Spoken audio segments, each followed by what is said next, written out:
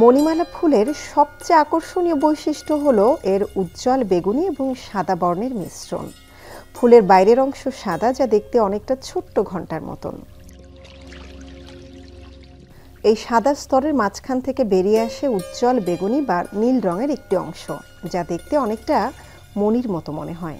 ঠিক এই কারণে একে মণিমালা বা ব্লিডিং হার্ট ভাইন বলা হয়। মণিমালা ফুল মূলত লতানো উদ্ভিদ, যা দ্রুত বাড়তে পারে এবং সুন্দর সবুজ পাতা দিয়ে পরিবেশকে মোহনীয় করে তোলে।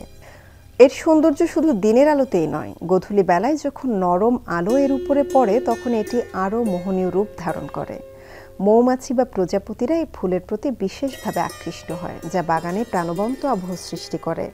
প্রকৃতিপ্রেমীদের জন্য মণিমালা ফুল শুধু একটি উদ্ভিদ নয়, বরং এটি প্রকৃতির এক অপূর্ব অলংকার।